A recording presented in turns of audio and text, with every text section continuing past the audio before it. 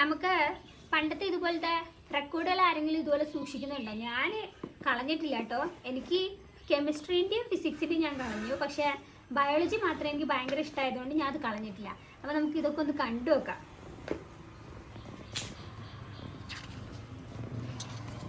കണ്ടില്ലേ, 14-16 ബാച്ചാണ് ഞാൻ.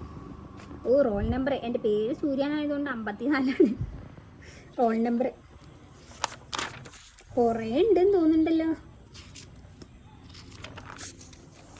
എല്ലാം വൃത്തിയിൽ വരച്ച് സൈനൊക്കെ മേടിച്ചിങ്ങനെ.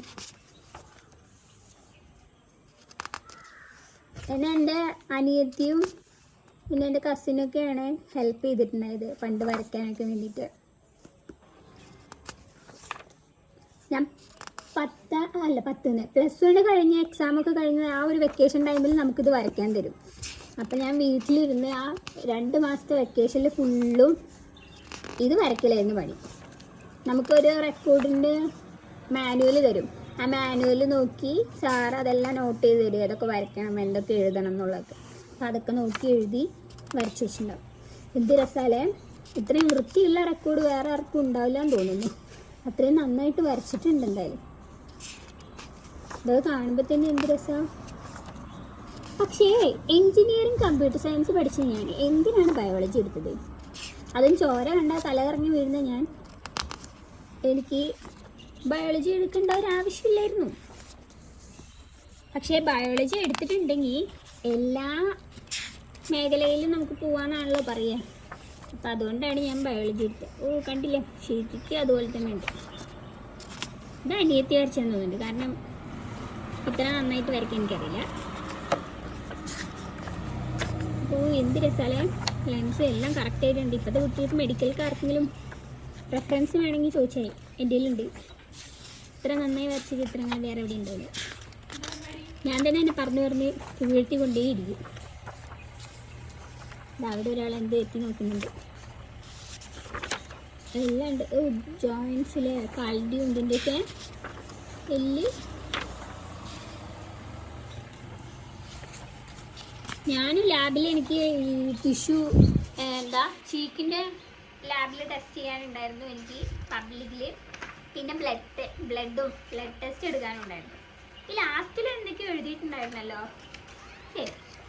അല്ല എഴുതാൻ തോന്നുന്നുണ്ടല്ലേ? അല്ല, ഉണ്ട്, ഇവിടെ ഉണ്ട്.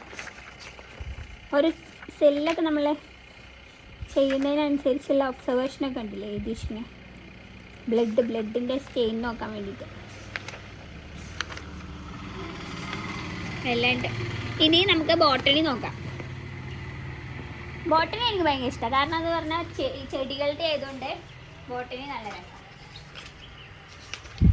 ബോട്ടണിയിൽ ഞങ്ങൾക്ക് ചെമ്പരത്തിനെ കൊണ്ടുപോകാനും പിന്നെ അത് ഇതുപോലെ മൈക്രോസ്കോപ്പിൽ വെച്ച് നോക്കാനൊക്കെ ഉണ്ടായിരുന്നു. ഇത് പിന്നെ ഫുള്ള് വേരും ചെടിയും തണ്ടും സാധനങ്ങളായതുകൊണ്ട് രസമുണ്ടാവും കാണാൻ. പക്ഷെ ഇതൊന്നും പഠിക്കുമ്പോൾ എനിക്കറിയില്ല കേട്ടോ. ഭയങ്കര ബുദ്ധിമുട്ടായിരുന്നു പഠിക്കും. ഇതൊക്കെ എന്താ സാധനം? ഇതൊക്കെ ഇത് ഇലയിലുണ്ടാവുന്നേ തോന്നുന്നു. ഇലന്നെ ആയിരിക്കും. തിന്നാൻ മാത്രമേ അറിയുള്ളൂ പൂണൊക്കെ എടുത്തിട്ട്. ഇതെന്താണ്? ഇത് മല്ലിച്ചപ്പോ അല്ലേ? മല്ലിച്ചപ്പൂലുണ്ടല്ലോ. ഇത് തണ്ടാണ് തോന്നുന്നുണ്ടല്ലോ. എന്തിൻ്റെ തണ്ട്? എന്തൊക്കെയോ ഉണ്ട്. മുള വരുന്ന പോലത്തെ ചെടിയും. പിന്നെയും സുവോളജി ആയിരുന്നു കാണാൻ ഭംഗി തോന്നുന്നുണ്ടല്ലോ. ചെടികളൊക്കെ വെച്ച് നോക്കും. ഇത് ഞാൻ വരച്ചതാണ്. ഇതും നീ വരച്ചാ? ഇതും ഇതൊക്കെ നീ തന്നെ വരച്ചാ?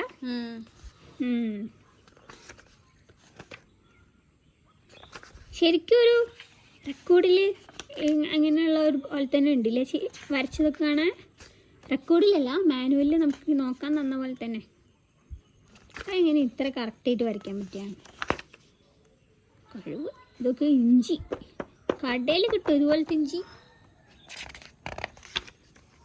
ഉള്ളി. അമ്മ ഇത്ര നല്ല ചേനയൊക്കെ എവിടെ കിട്ടുക? ഉരുളക്കിഴങ്ങാണത്.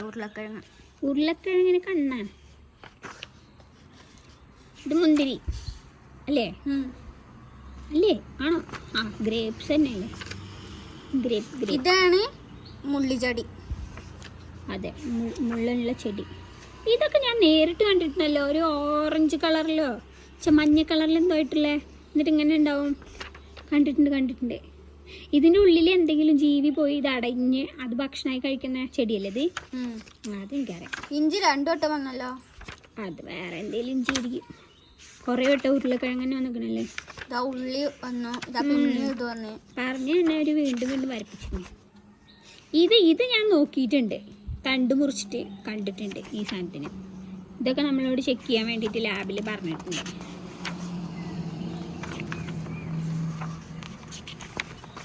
ഓ, ഇതൊക്കെ വരയ്ക്കാനാണ് പാട്, പരീക്ഷയ്ക്ക് വരയ്ക്കാൻ. ഇതൊക്കെ എന്ത്? ഓ, ഞാൻ പണ്ടേ ഈ ഒരു ഇതൊക്കെ പറഞ്ഞിട്ട്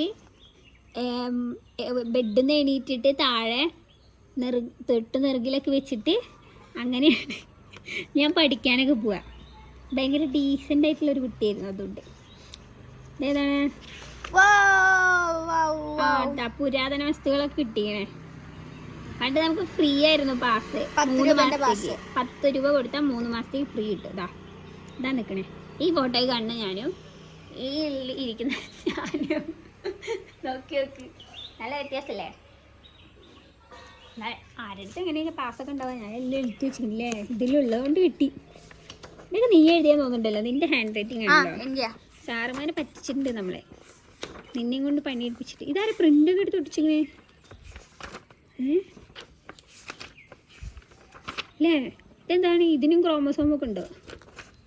ഇതാ ചെടികൾക്ക്. കെമിസ്ട്രി ഉണ്ടായിരുന്നേ നന്നായിട്ടുണ്ടാവുമായിരുന്നു അല്ലേ? അപ്പോൾ അതിൽ പിപ്പറ്റ്, ബ്യൂററ്റ് അങ്ങനത്തെ സാധനങ്ങളൊക്കെ ഉണ്ടാവും.